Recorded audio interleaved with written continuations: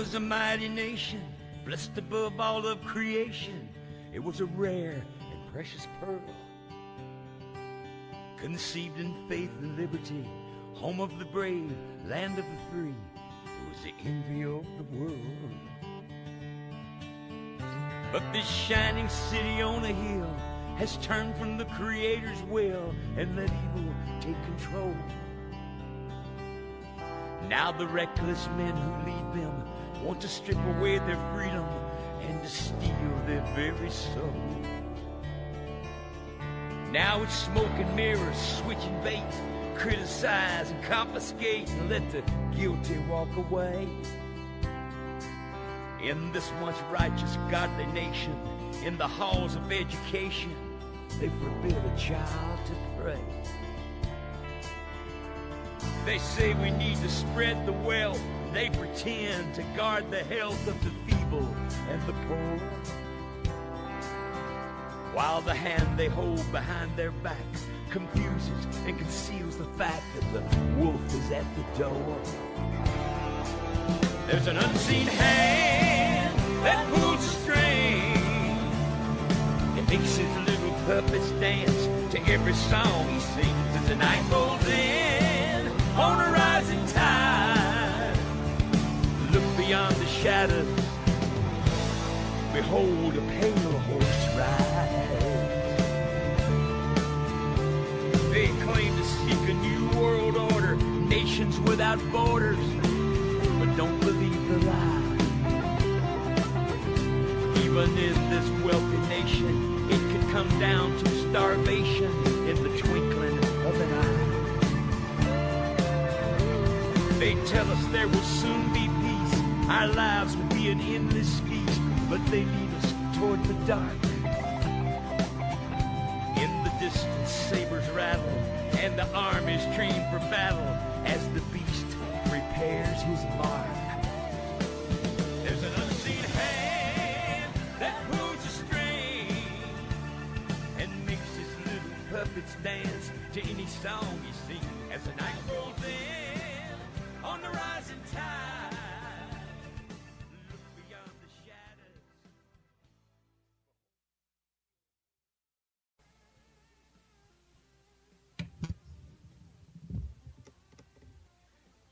Harry, are you on the call? Yes, absolutely I am. Okay. I don't know. I just got a connection with Joe McNeil, and he said that you needed to connect with me, and then I guess I connect with the micro effect. Okay, so I'm connected with you. Okay. Yeah, let's just see if I can get connected with the micro effect, and we'll get this done. Is on, the shadows fall, the hand is writing on the wall, but even now there's still a chance for the ones called by God's name, repent of sin and seek his face. He will hear and heal.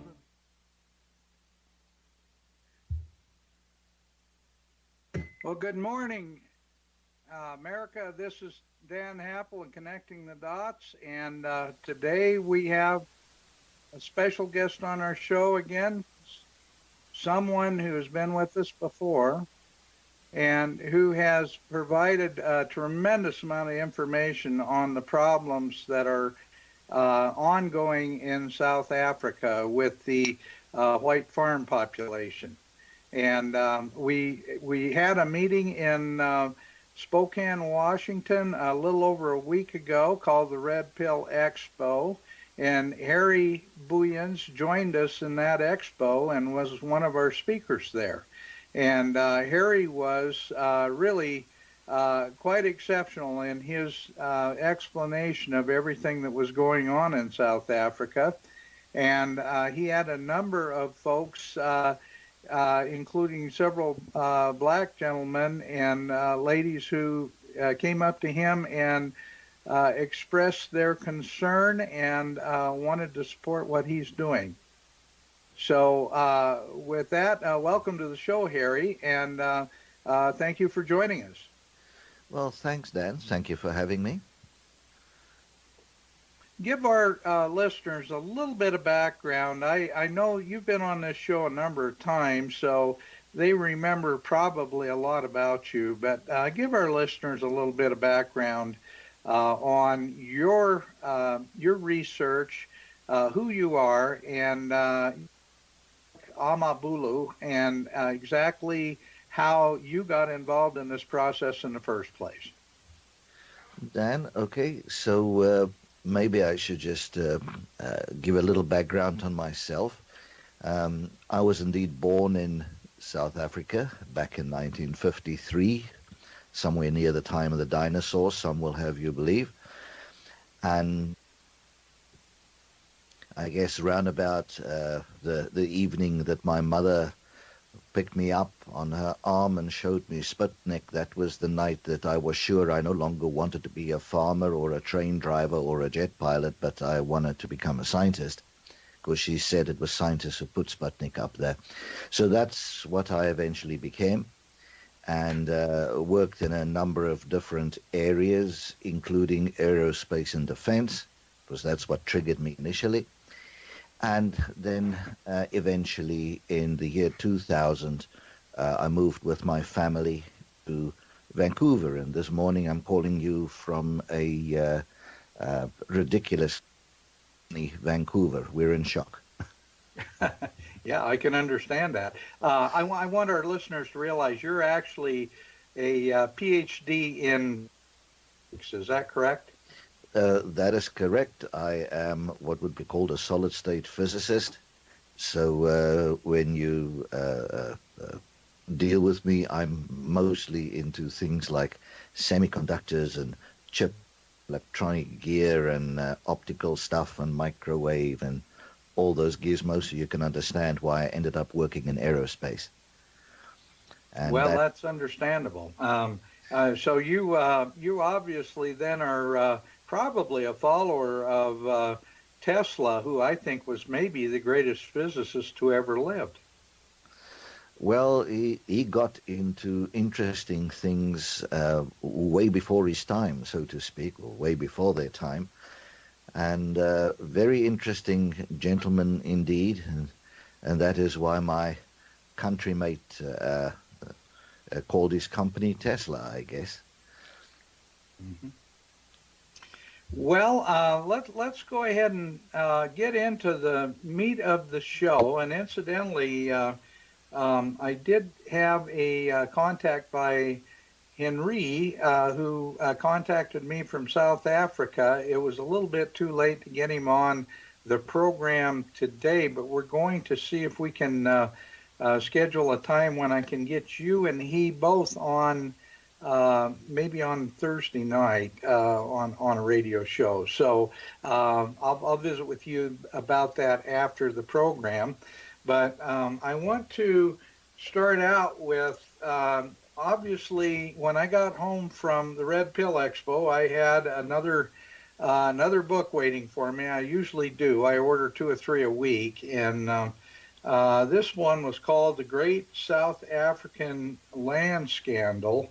And Dr. Philip du Toit, the author of that book. And even though the majority of the book only goes up until 2004, it describes the redistribution programs that started under Mandela and then at the time were still under Mbeki, or I guess you call him Mbeki, were increasingly more draconian and increasingly less, I guess what you would, I hate to use this term, but less democratic. And so they were in the process of kind of turning up the heat, even in 2004. If we fast forward to today, which is 14 years later, obviously things have really escalated. And I know you feel the same way as I do on this. That's kind of the nature of communism. It's such an economic failure that they're always trying to find a new excuse to make things even worse and even more controlling because they fail so utterly when it comes to economics and free market principles. So go ahead and lead into how in 1994, with the ANC coming to power in South Africa, how that impacted property rights and how under the Constitution that was generated at that time, how things were supposed to be, and then maybe how things have morphed into something totally different. Well, Dan, ironically, I think when you and I spoke about that land scandal book, I raised the name Zebedela. Zebedela was a citrus estate, and at one point in the 1970s, it was in fact the largest citrus estate on earth. And you would know the numbers. I do, because you've recently read the book, but I think something like it produced enough oranges to supply one to every 8th human being on earth. So massive, very effective. Now, the ironic bit is that it was not under the ANC government that Zebedela was given to a black community to run. It was actually under the previous government as part of an effort to consolidate black homelands. And I want to raise that point because I'd like to make it clear it's not just a particular government policy issue.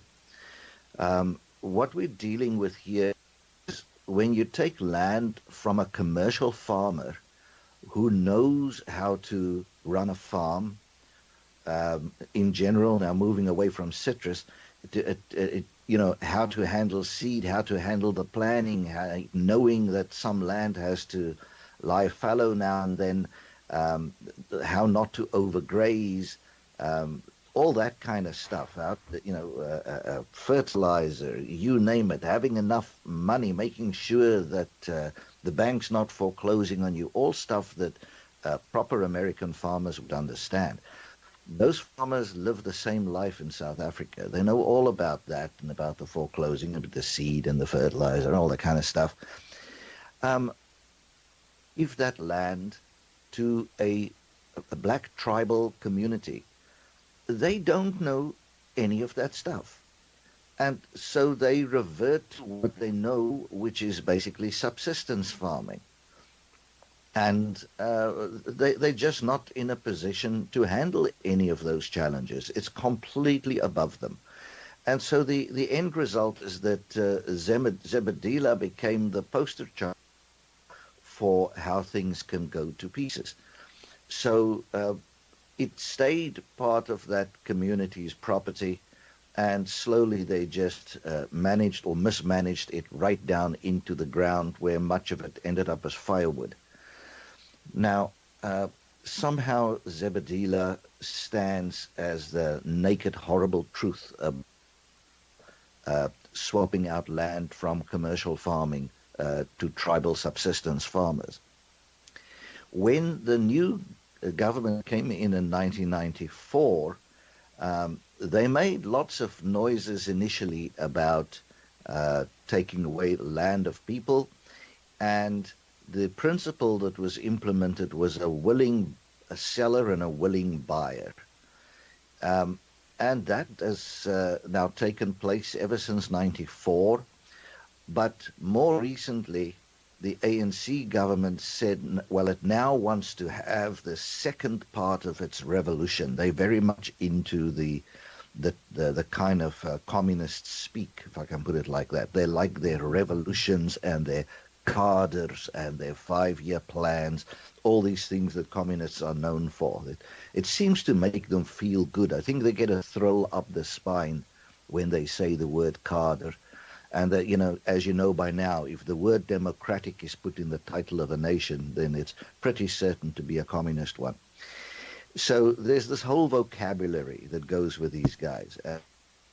To maintain their image as a revolutionary group. After all, if they can't speak the word revolution, they got nothing.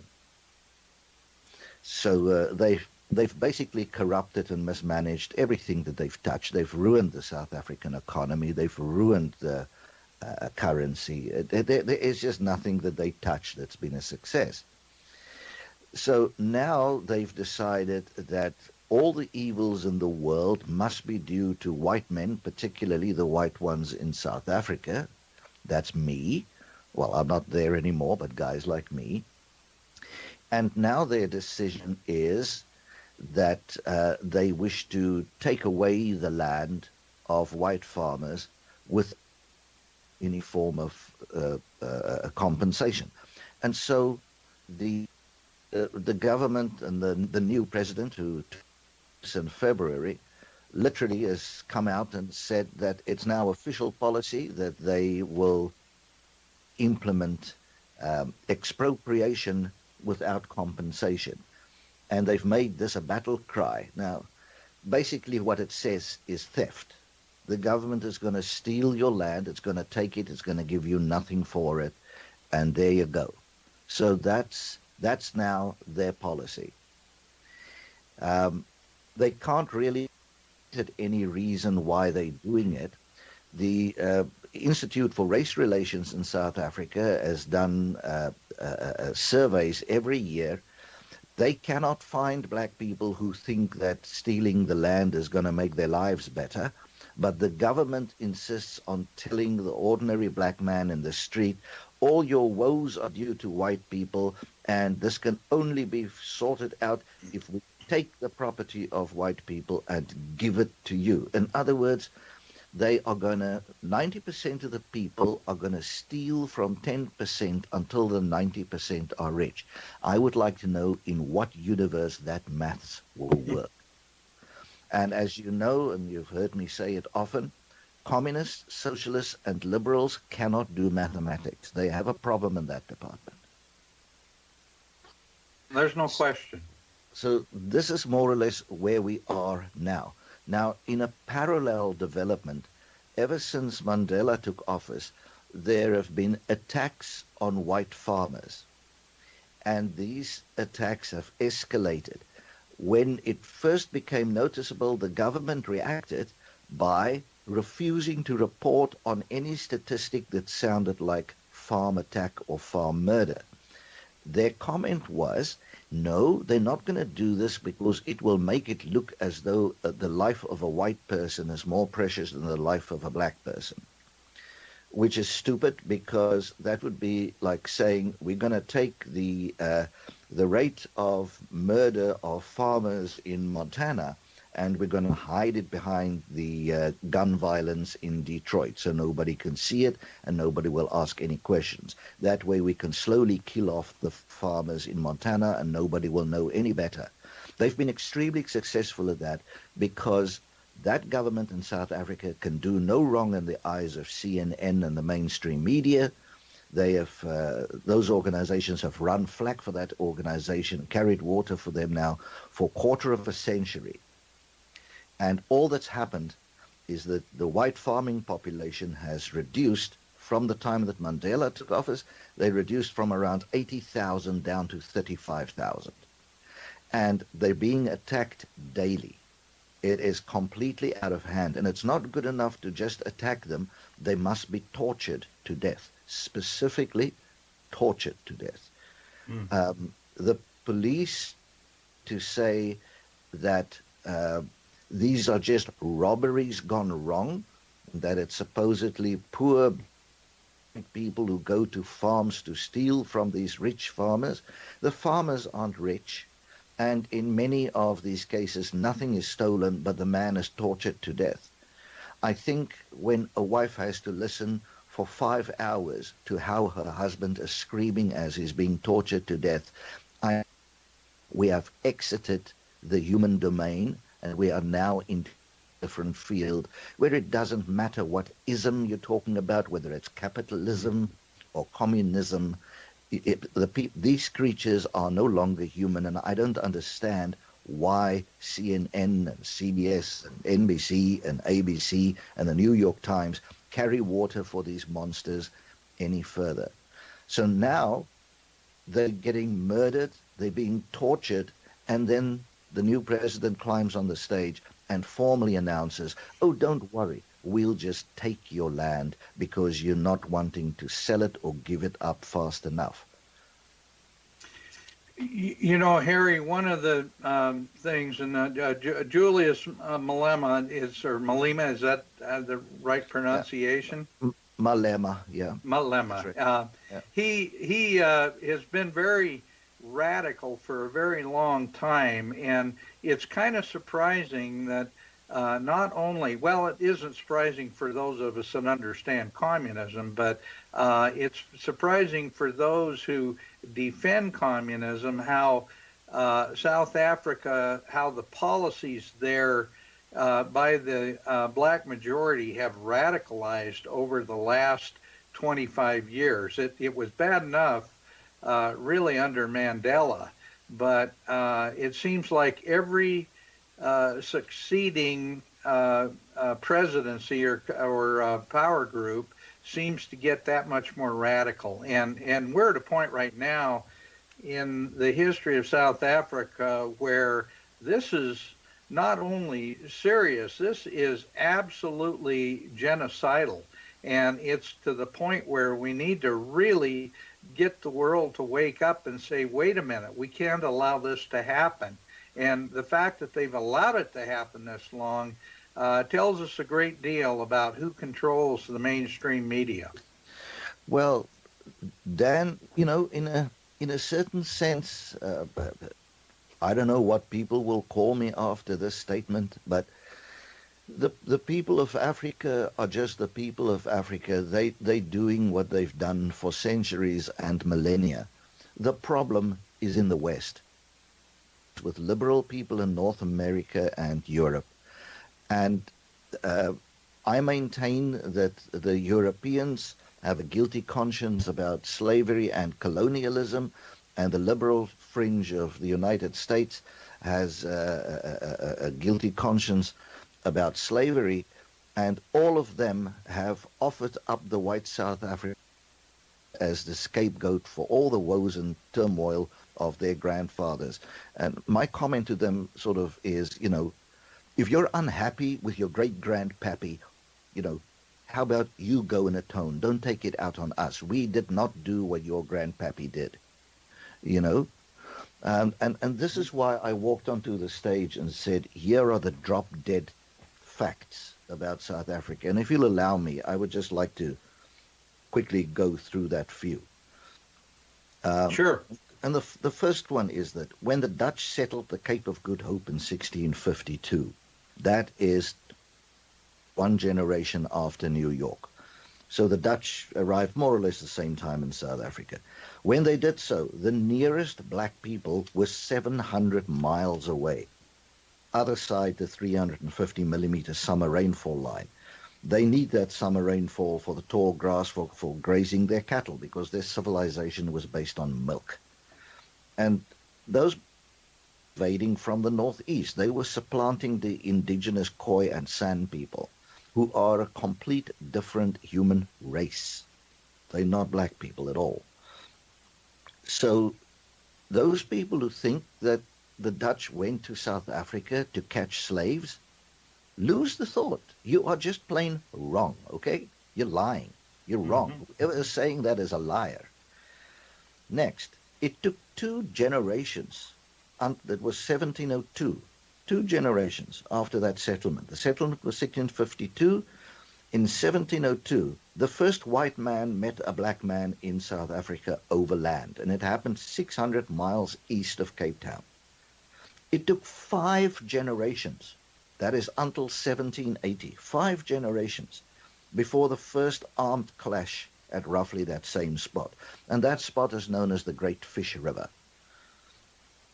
And if people want to argue with me about who was where, I would tell them, you don't have to believe me. You don't have to go look for massive amounts of evidence. Just open up a map of South Africa. Look at the names of the rivers, and you will notice that far east of the Fish River, you'll still find the Keiskamma River and the Kai River. Both are Khoi names, they're not black names. So clearly the black people were driving the Khoi people westwards. The black people were the invaders. I mention this because people like Malema and the previous president keep on saying that whites came and stole the land from black people. That's why whites must be driven in the sea and wiped out. No indigenous black South African person was ever enslaved by any white man from anywhere. They were not enslaved by the British, not by the Portuguese, not by the Spaniards, not by anyone who came from Europe or North America. So no indigenous black South African person was ever enslaved by any white man from anywhere. It's true that Nelson Mandela's Amaxhosa people, they enslaved the Amafangu. And ironically, those slaves were freed by my ancestors. So now my ancestors are called slavers. Unbelievable. Mozambique and Angola were the nearest places where the Portuguese traded in slaves, and their own slave routes never touched the coast of South Africa. The Portuguese had a very bad run-in with the Khoi people back in 1498, or that period, 1489, sorry. And they just decided that these sort of small, spindly people of South Africa were no good as slaves, and they were just full of trouble. And somehow the Portuguese managed to fight with them on day one. They set foot on land near the Cape. They ended up fighting with the Khoi, decided the place wasn't worth it, too stormy, too etc. And so they just bypassed it for hundreds of years. They just couldn't care about it. It was a place where Portuguese were shipwrecked. That was its only position in the Portuguese. It's the white South Africans, not the black ones, whose ancestors were slaves of the Dutch. They were often Indian or Indonesian, but sometimes there were black slaves that were got from the Portuguese. So, for example, I myself, Harry Boyens, have a black West African slave ancestor. So how ironic is that? I walk into your expo some 10 days ago, and I can stand on the stage as a supposed lily white guy and tell you, I'm the guy in the room who is African American. I'm the one with a black slave ancestor. Mm-hmm. Okay? That's pretty amazing. Yeah. Folks don't know this, you know. It's amazing that they don't know this. And then they sentence us to death, you know, on the altar of their own guilty conscience.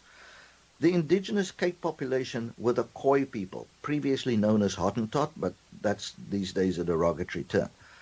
They were unfortunately almost completely destroyed by the great smallpox epidemic of 1713. They had almost zero resistance to it. It was a horror. So, but some groups further from Cape Town did manage to survive. And yes, I have Khoi ancestry. Here is the ironic bit. I, Harry Boyens, with my Khoi ancestor, Krotoa, who was on the beach when the Dutch landed in 1652 and became interpreter for the Dutch commander, I have more right to be in southern Africa than the black invaders. So, since 1814, the white Afrikaner has had no right of return to Europe, because that's the year when the Dutch sold the Cape to the Brits at the end of the Napoleonic Wars. So unlike the colonial Portuguese, British, or French, all those guys had right of return. When the Portuguese got kicked out of their colonies, their people taken back to Portugal. The Brits got kicked out, they went back to Britain. The French got kicked out, they went to France. My folks don't have anywhere to go. Mm-hmm. Today's young Afrikaners' great-great-great-great-grandfather was the last man with any right to a life elsewhere. They've only known Africa for the last 8 generations. That's amazing. And so, you know, I think the other important point is that the Afrikaner was not part of Europe's late 1800s scramble for Africa when they met in Berlin in a smoky room and they stood around a map of Africa, and these people divided up Africa into little blocks which they portioned out among the nations of Europe and went and colonized Africa. My folks were in the way of that plan. They gave their lives in 2 wars fighting Britain's colonial expansion. Harry, we're moving into a commercial break. Would you hold thought until we get on the other side? I'm done with the list, sir.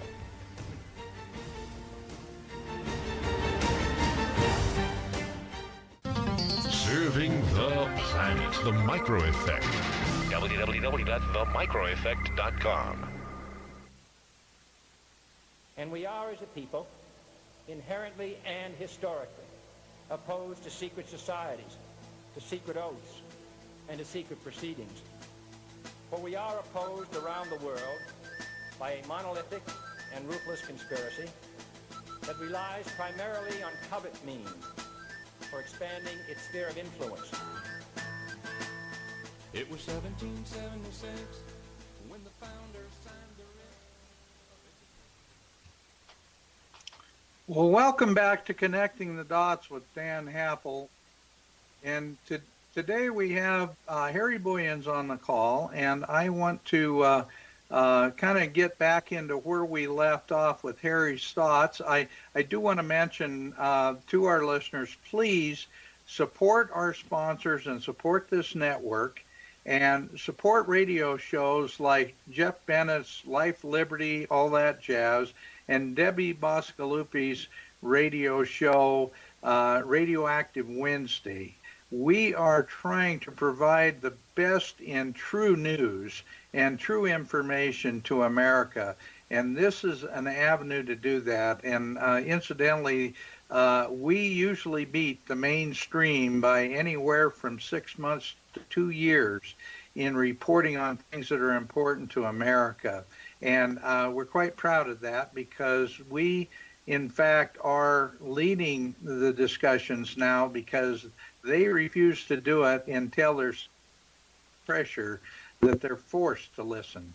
So that's where we're at today. And Harry, I wanted to mention the fact, you know, you're talking about the issue of dispossession of land. I want to mention the fact that under the old apartheid government, there has been for some time before they turned over the reins of power to the ANC, there had been a number of attempts to try to provide opportunities for black farmers, and there were some things that they did on a kind of a regular basis to try to transition into a system that would be more equitable. Anyway, you go ahead and finish your thoughts, and then maybe we can talk about that. Yeah, what I was doing is I just went through my little list of what I call drop-dead important historical facts. And maybe there's two last facts that I should share.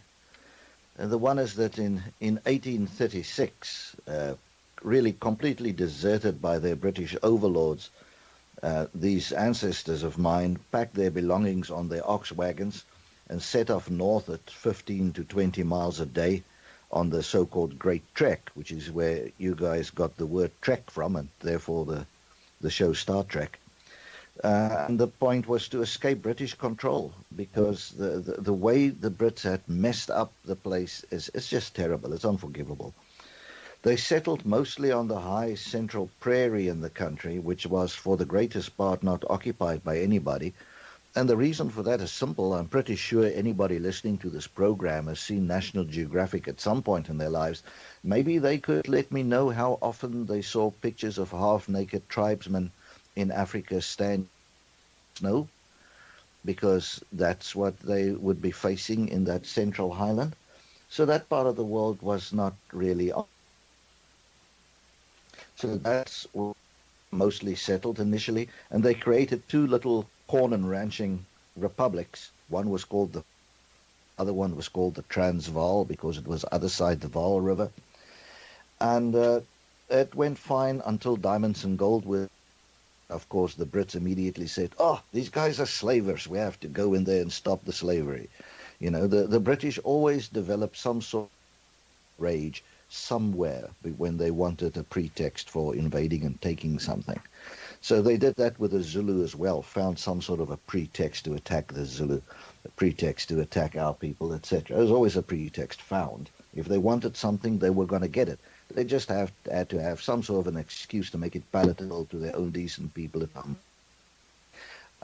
And then, so the end result is that our folks ended up in the way of British colonialism, and that involved the arch-colonialist of all time, Cecil John Rhodes, a name that I think is well known to you. Mm-hmm. And, the end result of all of that is that it's not the Germans who invented concentration camps, not the Nazis. In 1901 in South Africa, created concentration camps for our people. Of my family who entered those camps, 57% died in them. So I lost 57% of my family, I should say, of those who went into the camps, 57% died in those camps, mostly women and children. British talk a lot about how the Japanese should confess about the rape of Nanking, of that stuff, and everybody gets upset when the Japanese take it out of their textbooks. How about you go to London and show me a British textbook for a school kid that contains this? Mm-hmm. So, that's who we are. We seem to forever be in the way of someone. White Christians, which is an unforgivable sin in the eyes of the left these days. You're not allowed to be a Christian. You're not allowed to be white. If you're white and you're a Christian, you've just got to die. And it's not as though I invent those words.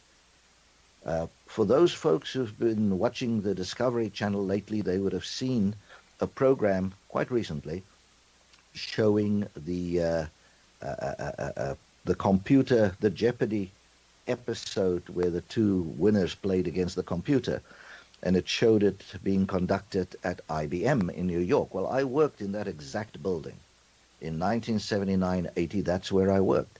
And a very liberal communist, socialist, Danish professor who worked there on a temporary basis, he looked me straight in the eye when I asked him, so Jorn, what is it that you would like to see us do then? This is our predicament. What should we do? And he looked at me, stood up, glowered at me from 6.5 foot up in the air. He's a very guy. He's Danish. All he needed was his little tin hat with horns on. And he said to me, you are a sick anachronism. You are a blot on the name of Europe. You should just die. And he walked out. So we can analyze those words. You are a sick anachronism. Well, anachronism means something that's out of place as regards time. So there's something in his, not mine, in his history that I remind him of. I wonder if it could be colonialism and the fact that when he spoke to me, Denmark still recognized Greenland colony. Then he said, you are a blot on the name of Europe. So it's not about us. It's about a guilty feeling in Europe, a blot on the name of Europe. But the last bit of the statement is, you should just die. I have never had, since 1979, that the liberal fringe of Western society wants me dead.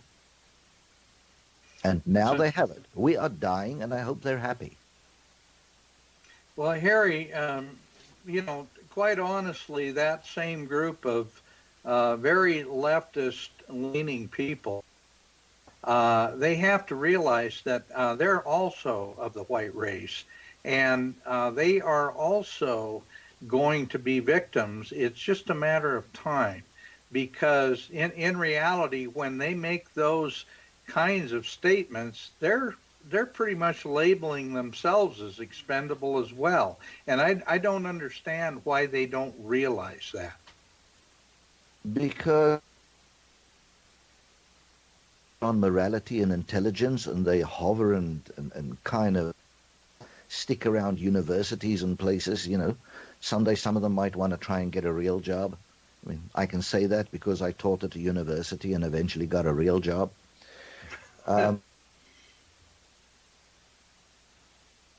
Professors out there, but there is a real world out there that they could make some time to get exposed to.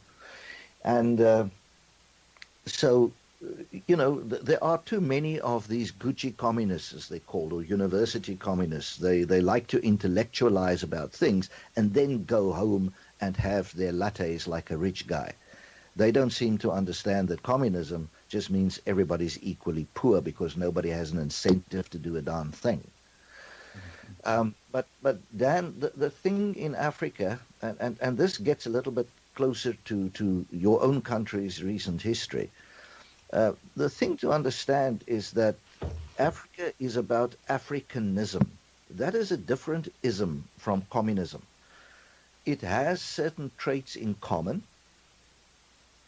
For example, while the communists believe the state should own the resources and the land and so forth, in Africanism, the same thing is believed, but the chief gets to dole out the land, and you can then go and put out on a particular patch and stick your couple of corn pips in the ground, a couple of heads, so that you can feed your family.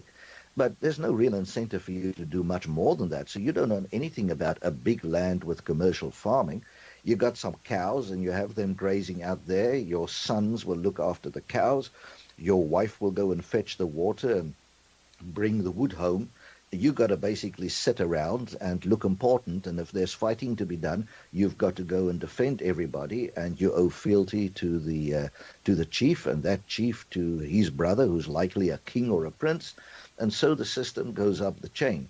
So everybody lives fat and happy forever, minding the cows, drinking the milk. The wives and daughters get to do the work. The men get to be important. Yeah, and that's the culture. And if I'm rough around the edges, forgive it. I get a little rough around the edges when I see my people dying, and especially if they're tortured to death.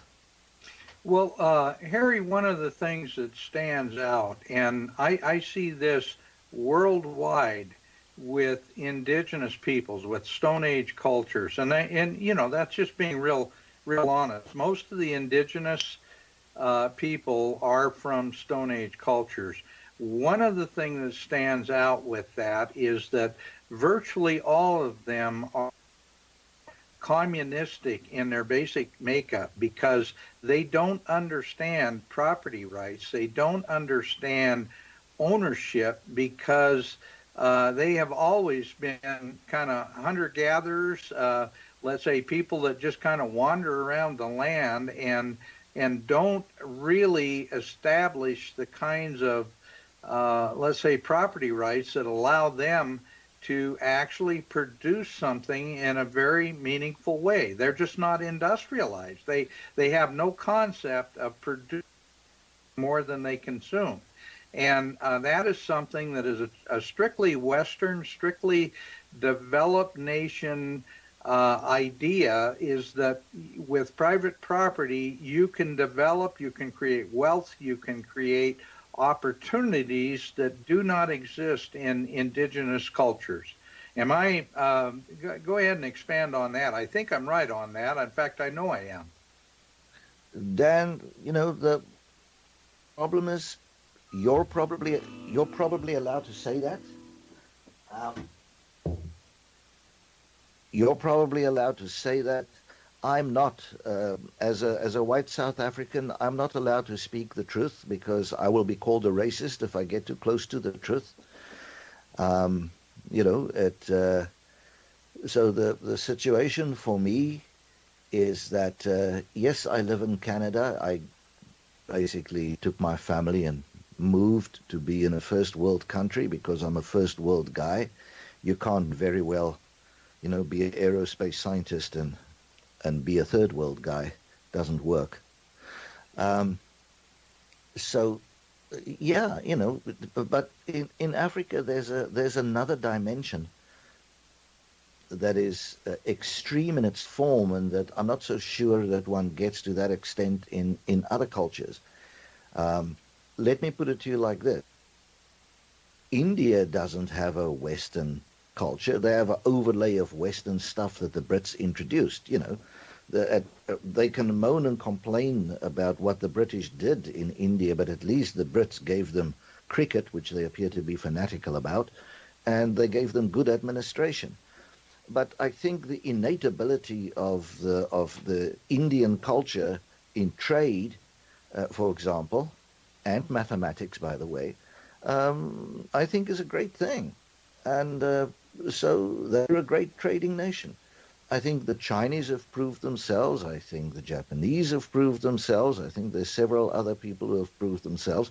So I don't think the idea of owning property is unique to the West, but it is a fundamental building block of the concept of capitalism. And without property rights, there can be no capitalism. So if you have a government that doesn't honor property ownership, it is the end of any form of realistic economy. And that is what we're looking at in South Africa. Now, the other thing that goes along with Africanism is a belief in power as almost as a deity in itself. When you look at how things work in Africa, it is as though people worship power. They treat it as a god. Power over others is a god to them. And it's not just me saying it. You'll find that a guy like Richard Dowden, he's got all the necessary qualifications. He hates Afrikaners like me with a passion, so that means he must be right. Okay? He used to be a British journalist, went all over Africa, and eventually realized that these people live in a form of idolatry towards power. If you look at what happened, let's take Zimbabwe for an example. So Jimmy Carter, bless his merry little soul, and may he be visited in heaven one day by all the souls who died because of him. Okay? He gave us Robert Mugabe. He insisted that Robert Mugabe be part of the process in what was then Rhodesia. Well, so then there's an election. What does Mugabe do? He sends guys with little cardboard boxes up and down the voting lines, and all they tell the people is, you see this little box. Robert Mugabe, with this box, he can see how you vote. He will remember. That was it. It's done. Okay? So, we have a problem where those people actually believe that this man has all these powers. Dowden himself in his book gives the example of a well-trained teacher who confessed to him that he's terrified of the president, Mobutu. Because as he put it, Mobutu has seen the pyramids. He has power. I cannot help myself. I believe he knows what I'm thinking. He believes, he absolutely, totally believes that Mobutu knows what he's thinking. So they worship power. They live in fear of power. They want power. I'm telling you that the greatest political operators in American history, you can put 100 of them together, and you can put them all in one room and let them scrum and make nasty plans about power. And they match for a 10-year-old little black male kid in Africa. Okay? It is a culture that knows everything about getting power, losing power, having power, dispensing power, giving it to others, presence, etc. All the stuff that goes with having power over people. You are not going to tell the ordinary black African word about power. Okay? People in America have no clue of any of this. Okay? But the worshipping of power is extreme in Africa, and people ascribe a mystic sense to it. Anything that happens in your life even in a regular urban South Africa, if something goes slightly wrong, you're off to the Sangoma, the witch doctor. You're off to the Sangoma to get the bones thrown so that you can find out who did this to you. Because clearly some other guy went to a Sangoma and got muti, or a potion, so as to bewitch you and cause trouble to happen in your life. Nothing happens in Africa without some sort of a supposed act of that nature in another invisible domain. So these people, they believe in this kind of power, they worship it, and the moment that a politician has any form of power, they will just simply go in there and all vote for him, and that's the end of that. There is no place for democracy in Africa. It doesn't fit. So, No, yeah, and people can fight with me about that, and, if they've really lived in Africa, they'll have to come back and confess that I'm right on that.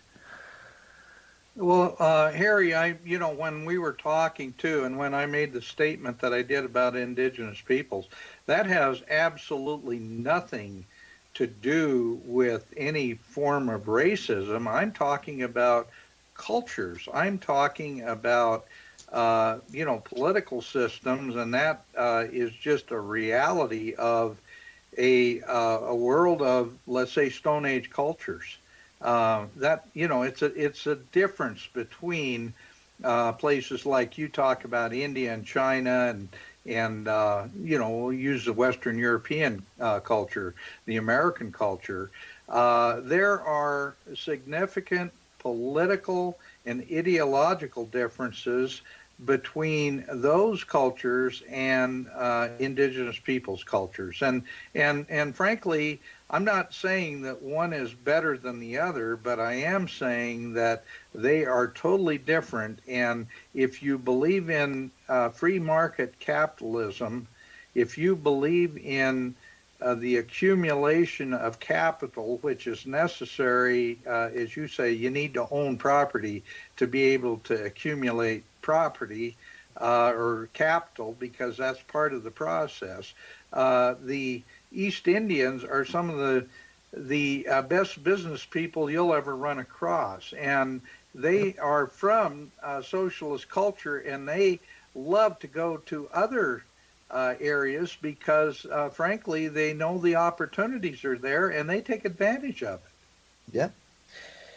Okay. But so, in the end, Dan, you've got a situation where the voting public, I've just described the major fraction of the voting public to you. Of course, there are millions of black people in South Africa who are sophisticated Westerners these days, okay? And there's a range of them, but they're outnumbered. Mm-hmm. And the problem is that you get a guy like Zuma, who dances around in his leopard skins, then gets on stage and says, "Kill the whites." That's the president of the country. What do you think would have happened if President Obama got on a stage at a Democratic convention, Democratic Party convention, danced around the stage in leopard skins and sang "Kill the whites, kill the whites"? Because that's what happened in South Africa. Well, actually, I'm not sure that that would have even tripped anybody's trigger the way our culture is going in this country. Yeah, I guess some little teenage white girls would have touched these leopard skins and fainted. Well, anyway, what I want to do is I want to paint a picture of what is really happening in South Africa for the people who are living there, because this is affecting the black communities as well. They're losing the ability to feed themselves, losing the ability to do the things that many of them ascribe to under free markets. And I know a lot of the black people, according to what I read in South Africa, are not any more thrilled with this than the whites are.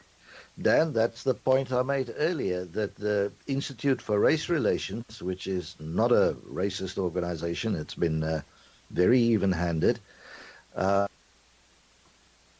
it does the survey every year, and it's something like 1% of black people or 3% of black people believe that land restitution is the important issue. Them really believe that. When you look at where the numbers go, like the vast majority believe the big deal is getting a job. And my way of phrasing it is, if somebody gives you a piece of land, you can't eat it. It's not edible. You can't eat soil. Okay? So, if you don't know how to farm and you can't eat soil, why on the good Lord's earth would you want to have a piece of farmland? Okay? So these folks want jobs, and they're very clear about it. But the government that you have there, it is, here's the point, here's the way to look at it to understand what's happening. These guys, let me read you a little thing that comes from 1986. Harry, we're going to, I hear the music, we're going to move into a commercial break. Rather than disrupt you, go ahead and hold that thought until the other side of the break.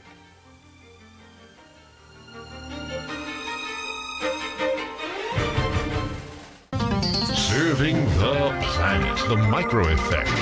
www.themicroeffect.com. You take the blue pill. The story ends. You wake up in your bed and believe whatever you want to believe. You take the red pill. You stay in Wonderland. And I show you how deep the rabbit hole goes.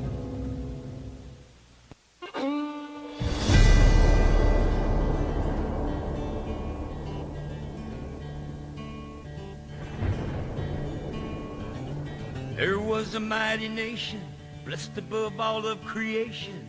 It was a rare and precious pearl, conceived in faith and liberty, home of the brave, land of the free. It was the envy of the world. But this shining city on a hill has turned from the Creator's will and let evil take control. Now the reckless men who lead them want to strip away their freedom and to steal their very soul. Now it's smoke and mirrors, switching bait, criticize and confiscate and let the guilty walk away. In this once righteous, godly nation, in the halls of education, they forbid a child to pray. They say we need to spread the wealth. They pretend to guard the health of the feeble and the poor,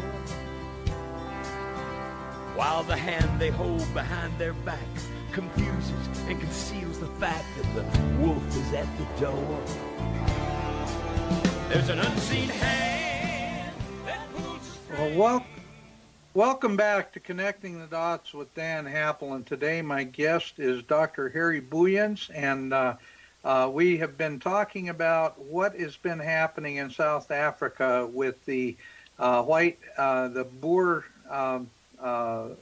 farmers who are living there and how their land is being confiscated. And this is under a system of communism, and it really doesn't have anything to do with race. It has a great deal to do with political ideologies that are failed, and yet somehow they continue to thrive around the world. I see the same things happening throughout Central America, through South America, Africa.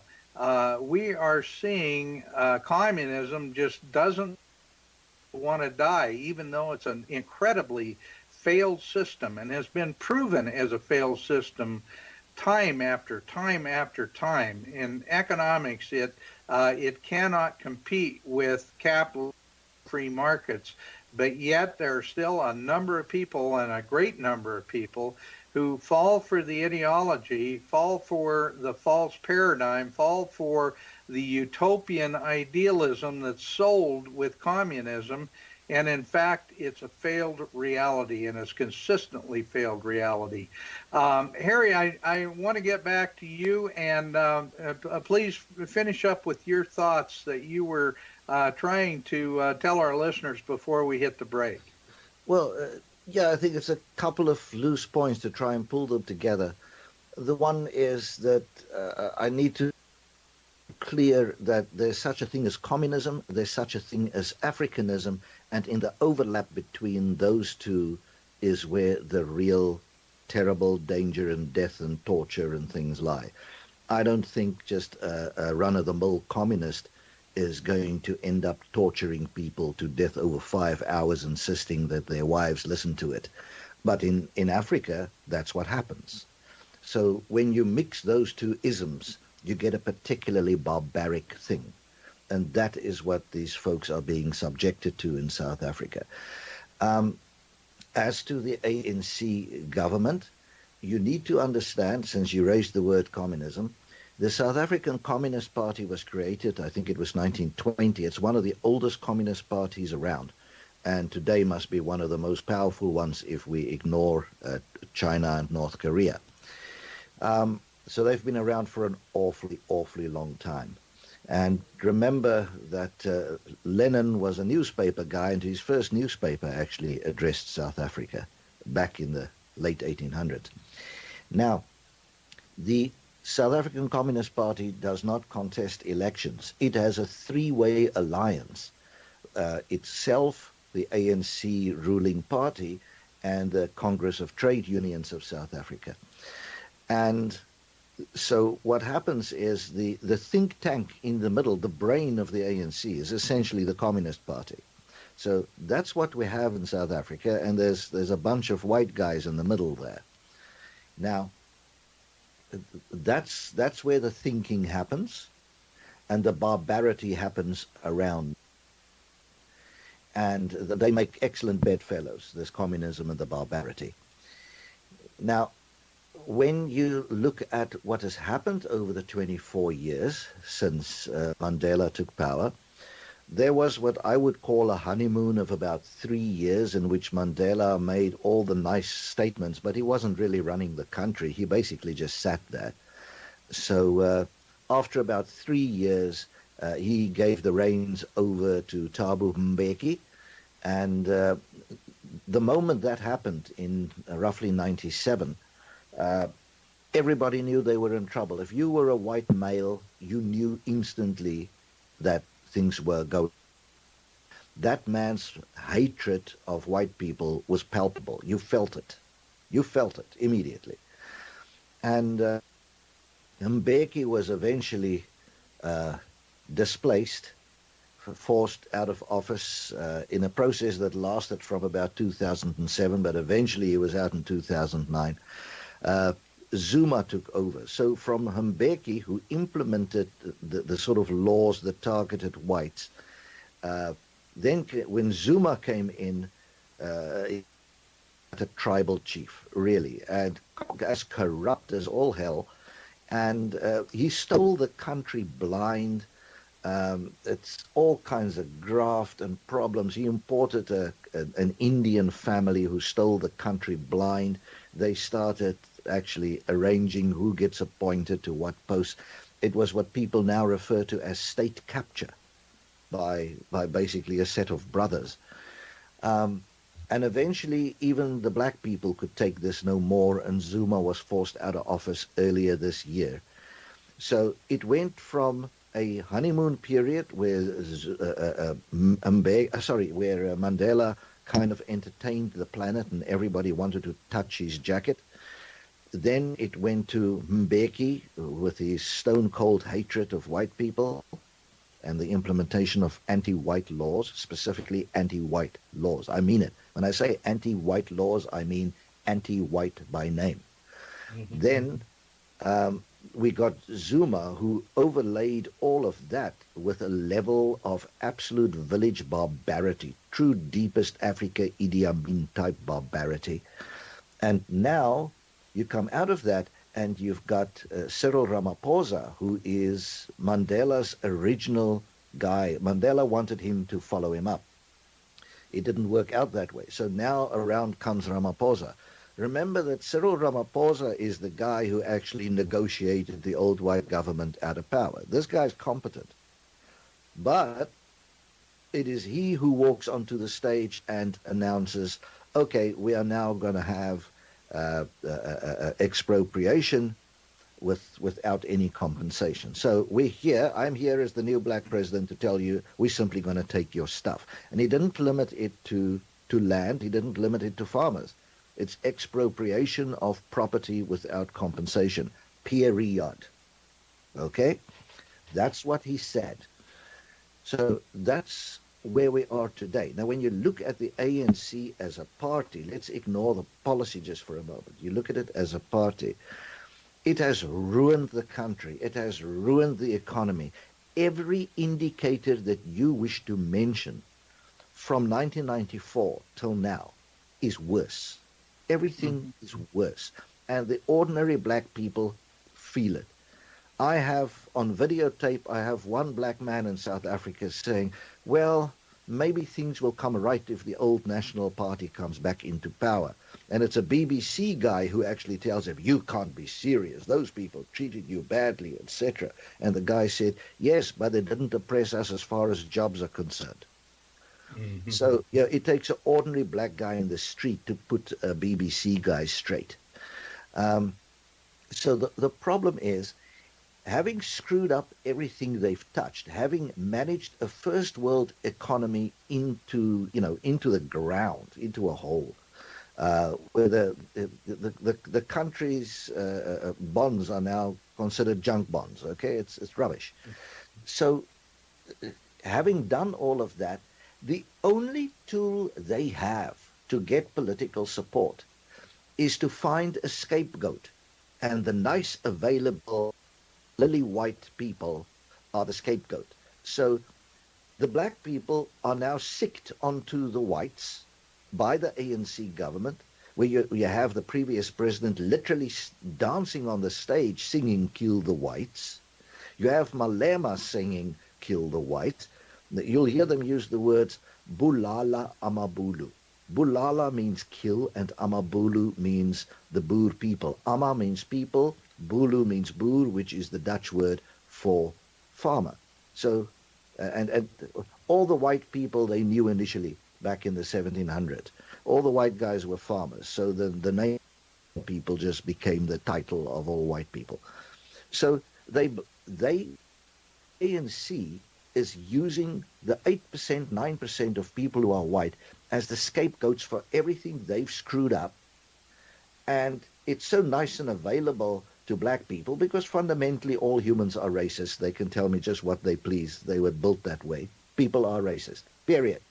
It's a impulse they got to control. So these folks, not being particularly sophisticated, happily turn on the whites. And with that, you'd expect that at least the people in the Northern Hemisphere and in Europe would see the error of their ways, but they don't. They still turn on us. So the apparently wants us dead. Mm-hmm. And someone's going to have to explain to me what the hell's gone wrong in the heads of liberals in the Northern Hemisphere. Have they got absolutely no brains? Have they got absolutely no sense? Have they done absolutely no homework on what's happening in the country? I think you're right on all those counts, Harry. I hate to say that because I come from a quite a liberal background in my family as well. I told you this, but my father was a card-carrying communist back in the 30s, and frankly, he wasn't very good with numbers. He wasn't very good with understanding economics. And he was a very bright man, incredibly bright man, but that's a real problem with the liberal element in our culture is that they don't have a clue when it comes to really understanding how an economy works. They have no idea, and so they impose their idiotic values on everyone else. And frankly, the racism being created today just is mind-boggling compared to what it was even 30, 40 years ago. Yeah. Well, I can tell you this, the racial animosity in South Africa is vastly worse today than under apartheid. There's no comparison. There's no comparison. one thing that I want to read you just 3 lines here. This comes from 1986. Okay, the old government is in charge. This is a CIA report. I have a CIA report. It has been released under the Freedom of Information Act. It's known as a Special National Intelligence Estimate. That's what they do. They do national intelligence estimates. This one was delivered to Reagan and Bush Sr. in 1986. And the article says, or the CIA report says, quote, most ANC bombings since last year have been directed against civilian rather than government targets. A recent ANC statement specifically noted that farmers and urban white males were considered by the ANC part of government security forces and are valid targets for ANC operations. So when you look at the early 1980s up to 85, you'll see the terror attacks on civilians were in 1980, 0, 81, 5, 82, 2, 83, 7, 84, 4. And then in February of 1985, Mandela refuses to swear off violence if released as part of a deal with President Botha at the time. Immediately following that, 1985, it's no longer 4 attacks on civilians. It's 41 in 85, 30 in 86, 32 in 87, 37 in 88, and these include anti-tank landmines used on farmers' vehicles. So that's what you get when you try to negotiate with these people. That's what you get when you try to talk to these people. Okay? And Mandela is the guy who said no deal, and then the bombing increased. And the CIA knew this, and Ronald Reagan knew this, and Bush Sr. knew this. And that clarifies why the ANC was classified a terrorist organization by the U.S. State Department. It also explains why millions of South Africans do not support the unilluminated international impression that Nelson Mandela is a pacifist innocent, but rather that he's was an intelligent militant lawyer figurehead with a self-confessed record of violence. And he was convicted formally in an open court where the whole world could watch and jailed as the leader of a military wing of the ANC in 1964 for the Angel of Peace. Okay, he never was. Okay, he was a lawyer who swindled everybody's heads. And the reason why I mentioned that to you is nothing has changed. All they did is they decided to lay back just a little while, just basically woo all of the Northern Hemisphere into this state of, I don't know what one calls it, like mental meltdown where they're not thinking or something. And now these folks are back and they're saying, okay, we're ready for the second part of our, quote, revolution. Now they will do as they originally said in 1994 to the ordinary black voter on the ground. We're going to give you the white man's money. We're going to give you his job. We're going to give you his house. We're going to give you his wife, and then we're going to kill him.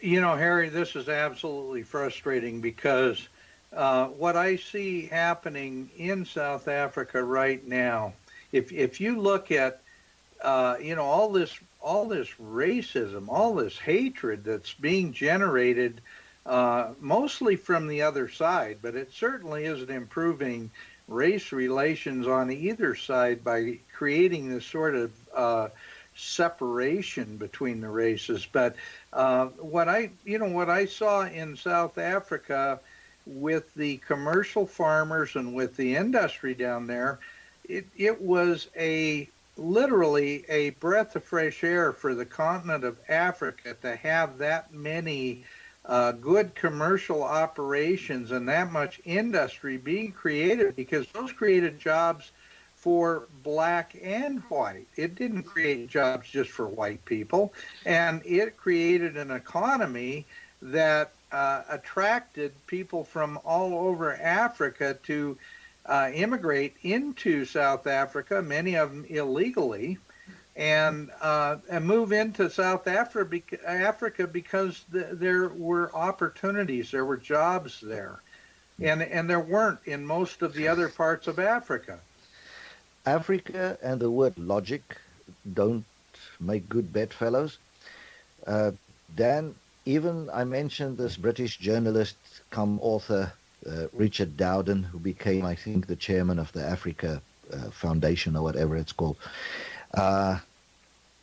Even he admitted in his book that it was an uncomfortable truth that at the height of apartheid, blacks flocked by their millions into South Africa to escape into apartheid. Mm-hmm. Okay? Now, please don't read me as thereby trying to justify apartheid. I'm just saying that even at the depths of the terrible old apartheid, black people were braving man-eating lions along our borders to get into it. Okay? Mm-hmm. Now, when I do some genealogy, now when I write an email to one of the archives in South Africa, now completely manned by black people, you know, I usually get an email back that asks me, can I tell them how to get out of South Africa? So everybody wants out. Everyone wants out. I got black people from South Africa asking me how the devil can they get out of that place. Okay? Previously, under apartheid, they were braving man-eating lions to get into it.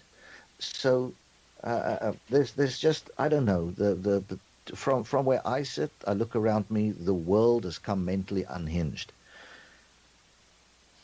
Well, I know, Harry, that you and I've had a number of discussions about this, and I know you're not 100% on board with this. This, in my mind, this is all part of a much bigger plan to move into a Marxist globalist system that is based on environmentalism as the new religion. And in that plan, one of the things that is very well stated in their own white paper, which was called UN Agenda 21, it states that the maximum sustainable world population needs to be reduced to fewer than 1 billion people. Well, if you create all these wars, you destroy farming and all the industrial base of all these different countries, you'll end up killing an awful lot of people, and that may just be part of a much bigger plan. Yeah. Dan, yeah, you know, as I've told you before, I guess it's a sort of a political irony that it is actually my family and my people who have been killed most by Rhodes's globalist picture and his whole colonial thing.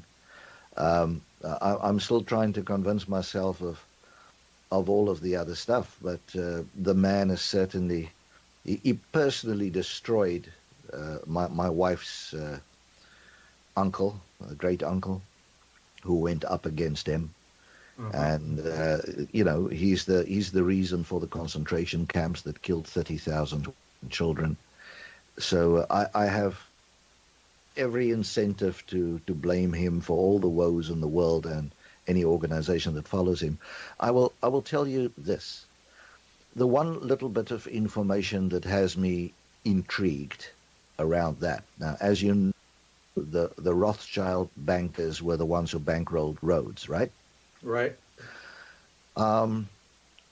In South Africa right now, the old president, Zuma, the tribal chief, as I called him, he's causing all manner of mischief trying to undo the new president. So not only are they dead set against whites, they're now trying to wipe each other out because Ramaphosa is he's not a Zulu and Zuma is a Zulu. But there's a sort of a rumor flying around that Zuma is threatening to, quote, spill the beans, unquote, as to how it came about that when Mandela was released, suddenly all these ANC chiefs had beautiful houses and flew around in aeroplanes and all kinds of stuff. And it is speculated that the hand that it was Anton Rupert, who was the richest Afrikaner businessman at the time, who arranged that. Well, if you drive to the little town of Stellenbosch, east of Cape Town, you get to the deep wine country, which is a very deep culture in South Africa. We've been making wine there since the 1600s. If you go there and you drive a couple of miles north of Stellenbosch, you'll get to a little nook in the mountains called Franschhoek, which means French corner. And in it, you will find the Rupert Rothschild vignerons. So Rupert and the Rothschilds are together. So I will confess that has me intrigued, but that's as far as I can go at this stage, and I'm waiting the spilling of the beans to see whether this is what Zuma will tell, whether these globalist type guys had a hand in, shall we say, massaging the ANC when its leader got out of jail. Mm-hmm. But that's the best I have. That's the best I can do at this stage. For me, I'm waiting for evidence. So that's where I am on that. But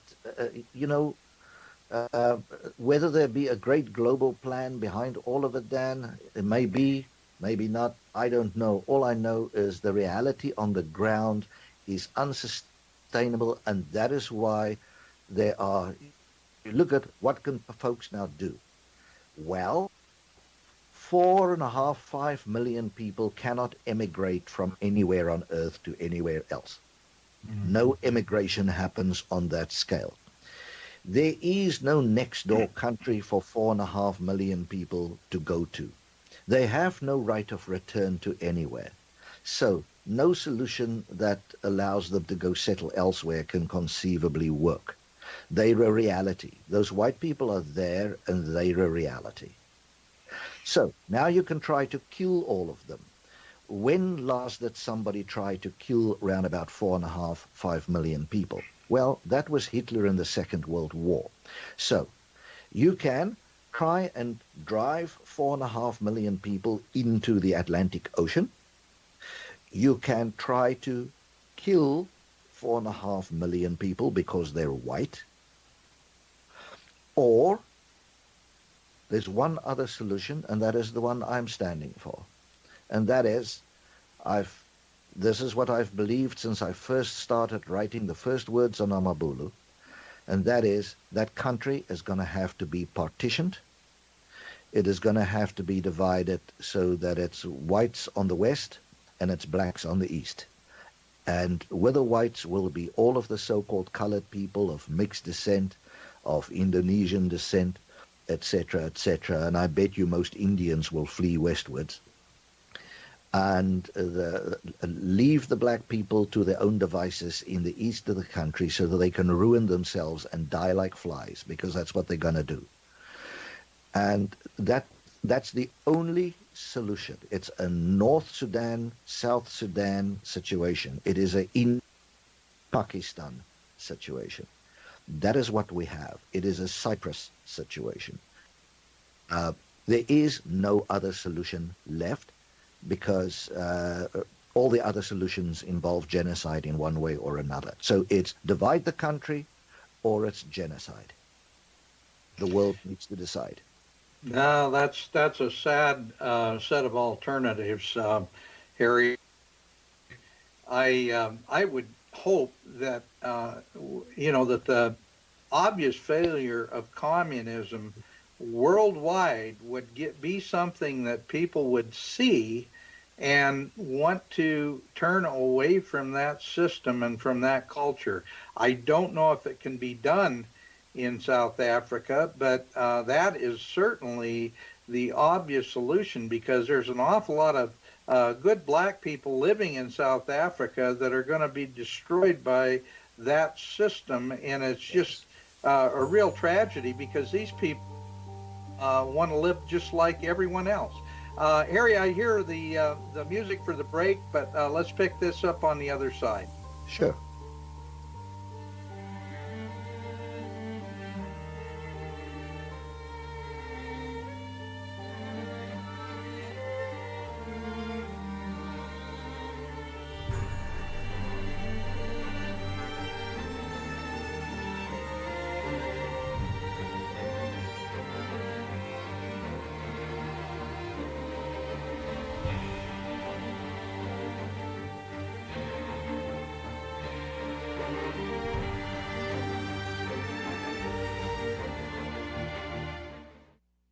Thank you so much for listening to Connecting the Dots with Dan Happel. Dan will be back shortly. In the meantime, Dan wanted me to speak to you about connecting your own dots when it comes to being prepared for any situation. As we have all observed in the news, natural disasters are occurring at a record pace across the United States and the world. Hurricanes and floods, earthquakes, and wildfires burning out of control. You could potentially have a bullseye on your own town or country. For that reason, Dan has partnered with Patriot Prepared to bring you a full line of products to provide the insurance that you need for any unexpected disaster. Whether it's our full line of high-quality, freeze-dried, storable food, our own industry-leading water filtration products, you can find it all by visiting patriotprepared.com/dots. It makes good sense to be prepared. That's patriotprepared.com/dots. Now you can feel that squeaky clean sensation like none other with Vitamer toothpaste and mouthwash. Vitamer toothpaste and mouthwash is a unique natural formula not found in any other oral care products. With a gentle combination of zinc, folic acid, myrrh, and clove oil, Vitamer effectively whitens teeth, removes plaque, and freshens breath, and it does it naturally without any harmful chemicals. Visit us online at Vitamer.com. That's VITAMYR.com. Or call us today to place your order at 1-888-558-8482. That's 1-888-558-8482. Keep your teeth and gums healthy with Vitamer toothpaste and mouthwash. Vitamer, nature's answer to healthy teeth and gums. And remember, it's all completely natural. Available at participating health food stores nationwide.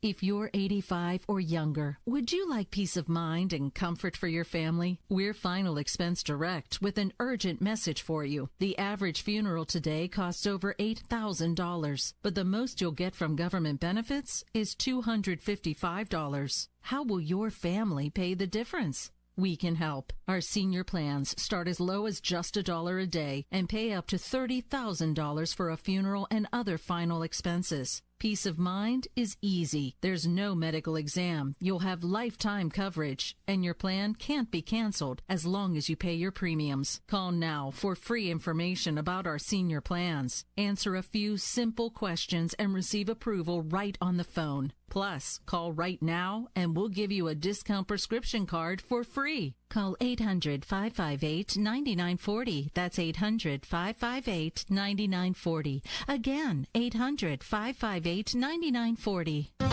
Serving the planet. The Micro Effect. www.themicroeffect.com. You take the blue pill. The story ends. You wake up in your bed and believe whatever you want to believe. You take the red pill. You stay in Wonderland. And I show you how deep the rabbit hole goes.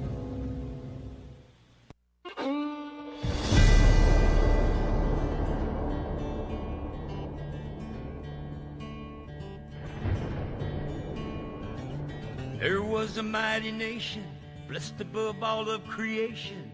It was a rare and precious pearl, conceived in faith and liberty, home of the brave, land of the free. It was the envy of the world. But this shining city on a hill has turned from the Creator's will and let evil take control. Well, welcome back to Connecting the Dots with Dan Happel. And I've got on the program today is Dr. Harry Booyens. And Harry, we're talking about South Africa. Harry, one of the things that I want to get into is the fact that with these farm occupations, there's so much to this that I don't think gets national or international press. First of all, many of these farmers, these white farmers, are trying to work with the local people and the local groups, and are even voluntarily offering, if they are forced to sell or give up their farm, to go back in and try to train these people who are taking over these farms on how to properly utilize the farm implements and how to be good farmers. And many times they are told, no, thank you, we don't need anything you've got, we'll just do it ourselves. And these large commercial farms are turning into subsistence farms that really aren't even subsistence. Well, Dan, I think for any of your listeners, if they are anywhere near a computer and they have access to Google, then they could go to Google Maps and they can put one word in there, and that word is Lesotho, Lesotho. I'll do that again, Lesotho. That is a country that is wholly contained. It's an independent country, wholly surrounded by South Africa.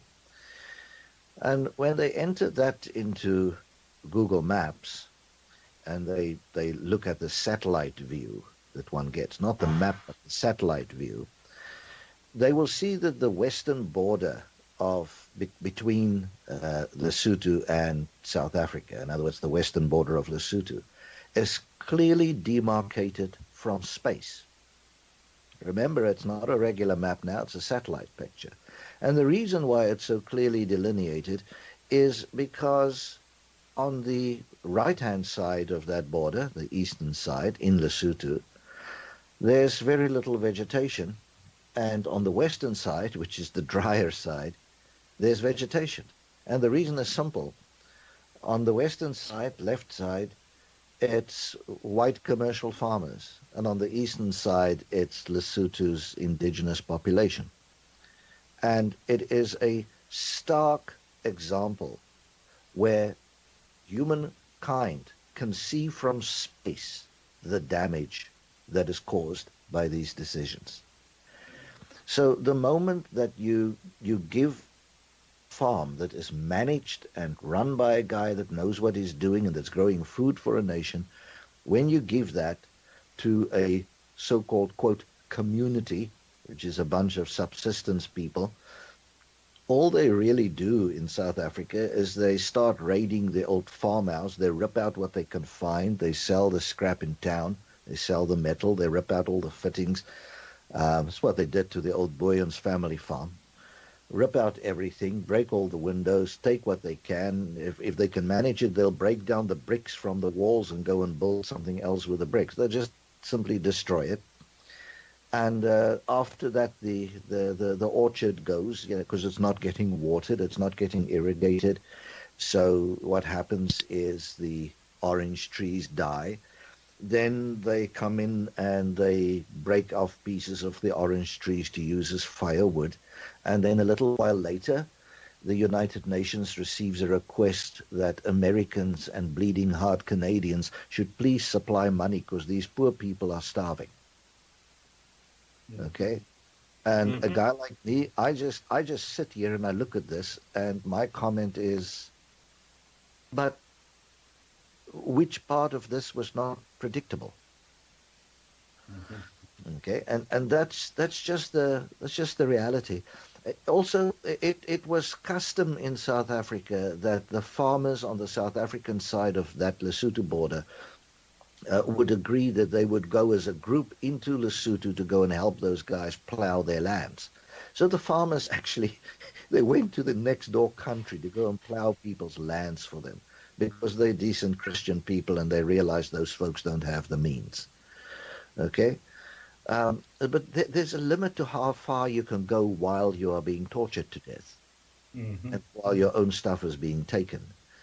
So Um, if I may, I would like to point out some demographic stuff here. When one looks at South Africa as a geographic study, you realize that the 50 millimeter rainfall line pretty much binds the country from southeast to northwest. And interestingly, when you watch the weather map of South Africa, you'll also see that there's a low pressure band with clouds that has that shape. It runs from west to east across the country. The low pressure forms in the west, builds up cloud, and that sweeps across the east of the country. So that weird, slightly bowed line from southeast to northwest is all defining in the history and the culture and the demographics in South Africa. To the east of that 350 millimeter line, the rainfall is enough to sustain the traditional culture of these folks. The drier parts of that they didn't inhabit, or the colder parts they didn't inhabit. But elsewhere where the rainfall was a bit higher and where the temperatures were a bit better, they could live. The west of the country has water along the coast, south coast, but other than that, it mostly looks like Nevada or southern Arizona. Anybody who's driven south from Sedona will know what I'm talking about. That's what most of South Africa in the west looks like. Now, that western part, the major population is of mixed descent and white. And the mixed descent people in South Africa are typically not mixed with black. They're mixed between white and Indonesian and Indian and all kinds of things. So the old Dutch East India Company slaves from the 1600s, who were mostly not black people. So those folks are the majority. I promise you at this stage, there are running battles between the colored folks and the black folks in South Africa. Now that must send an American mind reeling. What could this weird South African mean if he's saying that there are running street battles between colored people and black people? Well, that is because Americans confuse themselves with their semantics. I think it's one of the most unfortunate things ever that Americans would call black Americans anything other than black Americans. Black Americans are Americans who are black. Mm-hmm. Okay? To call them African Americans really confuses issues. Your last president, Obama, he was an African American. Okay? But regular black Americans are just black Americans. They don't have daddies who come from Africa. Now, in South Africa, those colored folks, they're done with the ANC. They can't stand it for 1 minute more. They're in the streets and they're screaming passionately against the ANC because what they are seeing for themselves is that the ANC government is giving houses to black people but not to colored people, giving jobs to black people but not to colored people. It's over. This lie is done and folks can see what's happening. So the colored folks are done with the ANC. The white folks have never wanted anything to do with the ANC. The issue is that a major fraction of the white population lives in the east of the country around Johannesburg, Pretoria, and so forth, Durban. But if you take all of those whites who live in the east of the country and they could find it in their hearts, minds, and logic to move west, they would, together with the colored people, be a completely overwhelming majority. Also, history is on their side because black people were never east of that 350 millimeter line. If that change could happen, then that part of the world has a chance. But that's the only chance that I see it having. And how does one get there? Well, I think we're at a point where it has become time for the U.S. government, the State Department, to slap financial embargoes on the individuals in the ANC, do to them exactly what you've done to the Russians and exactly what you've done to the Iranians. You have to put controls on the to make sure that any money they got out of the country is impounded, shut down their accounts. I want full financial sanctions against these people with a clear statement that your policies are not acceptable, change your policies, or you lose all the money you've stolen. Because they've stolen it, basically. Okay, so it is time for action. It is time for the United States to basically stand up and get counted.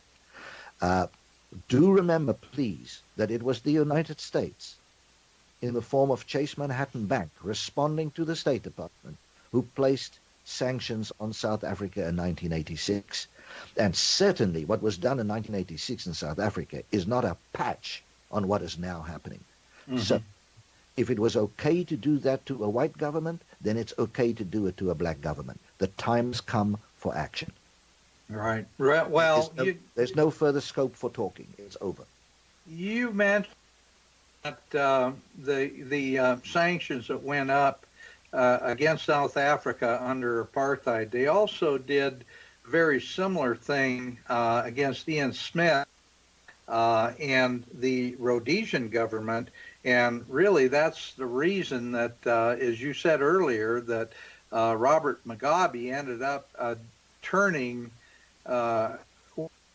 was Rhodesia what was the breadbasket of Africa and a very advanced civilization, a very advanced economic culture, into literally a third world hellhole that is absolutely destroyed now in every way. And if they can do that against, and of course you mentioned Jimmy Carter, he was the impetus of that, but it was also the Ford Foundation, the Rockefeller Foundation, a number of U.S. foundations and banking systems that were also promoting that kind of crap. And we need to turn that completely back around. I'm not sure we're going to do it with the makeup that we have in our society and in our international society, because frankly, a lot of them are really promoting Marxism. Dan, I don't know what to tell you about that, but the only way ahead I see is the partitioning of South Africa and pressure on that ANC government at the same time. That pressure has to be international. There are very nice statements coming out of places like Belgium, but I don't right now see that anybody's going to listen to Belgium. The only party that anyone is going to listen to is the United States.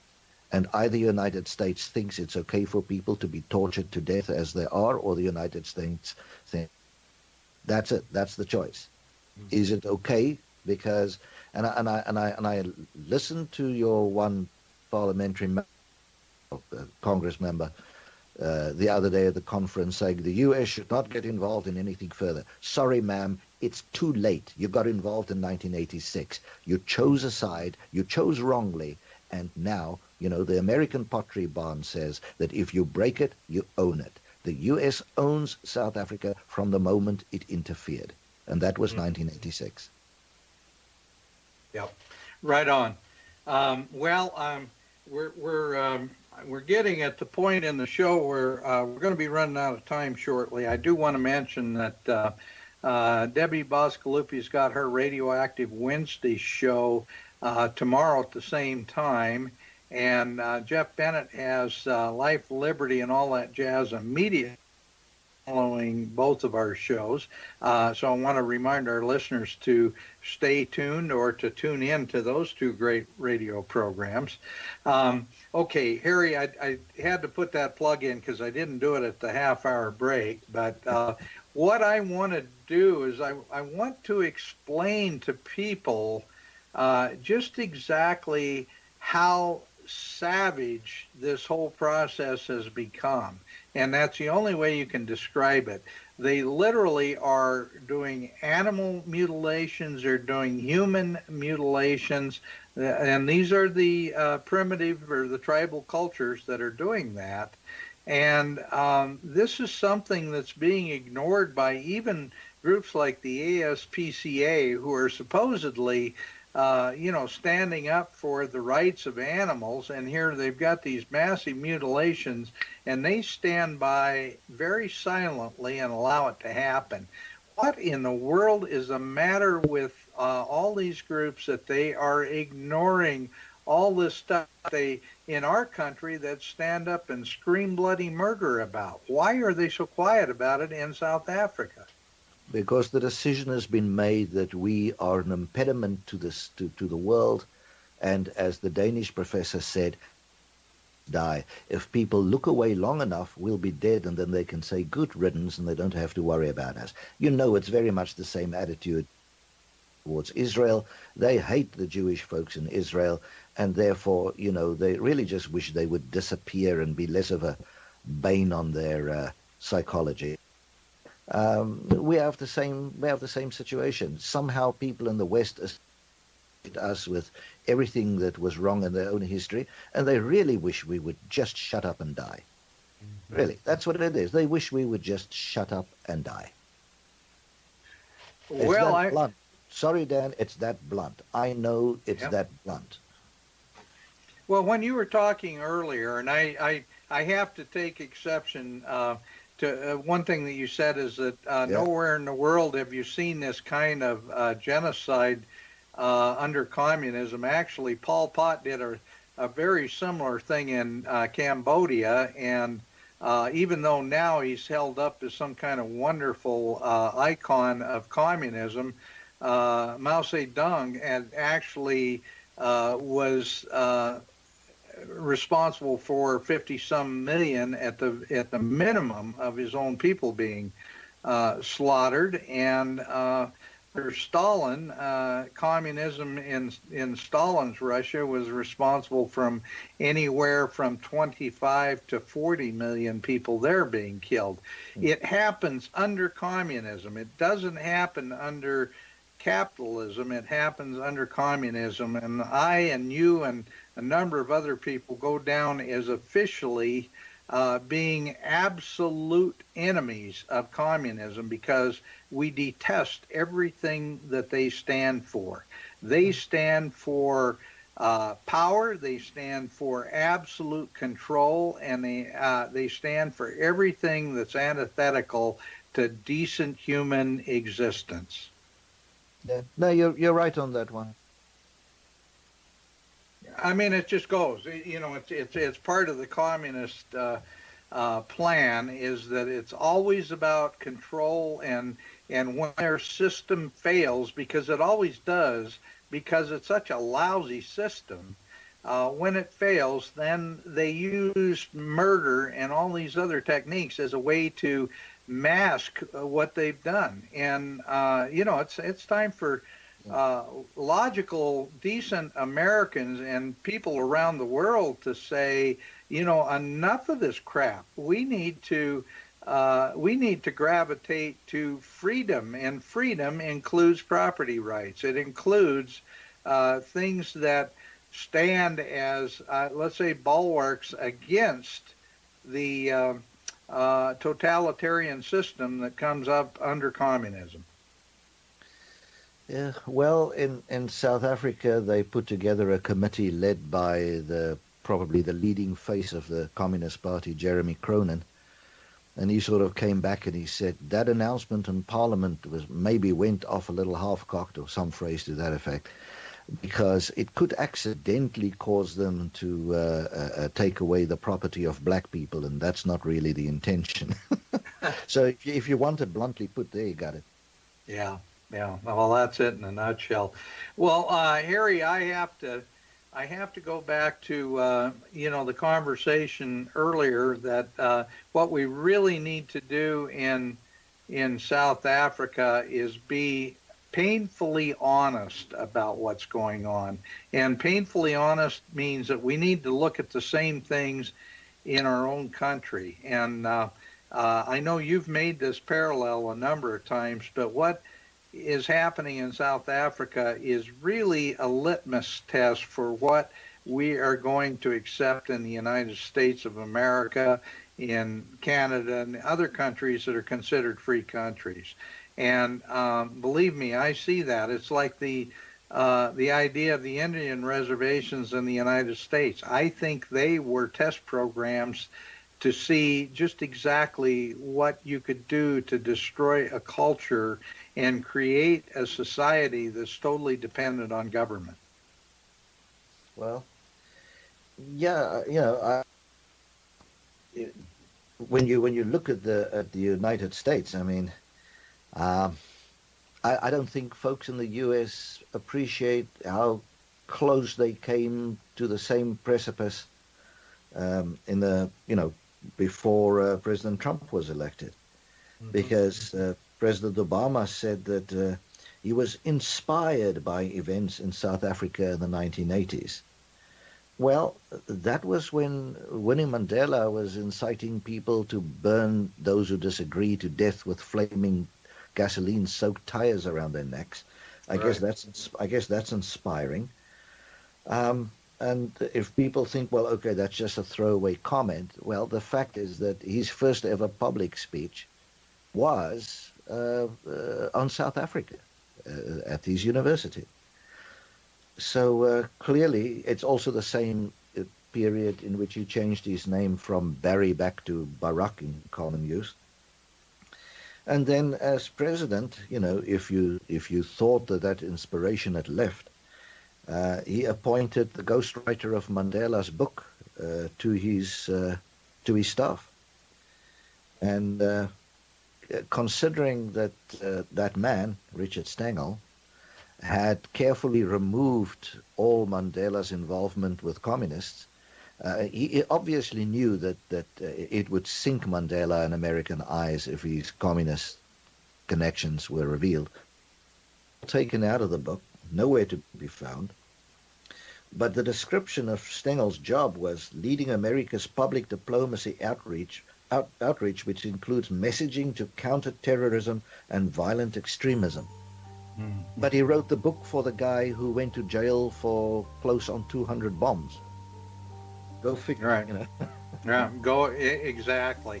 Well, Harry, I hear the music coming on. I'm afraid we're at the end of the program. I want to do a little plug for your book, Amabulu. That is available at Amazon.com, correct? Yeah, and it's spelled Amabhulu. Well, thank you very much for being our guest. My pleasure.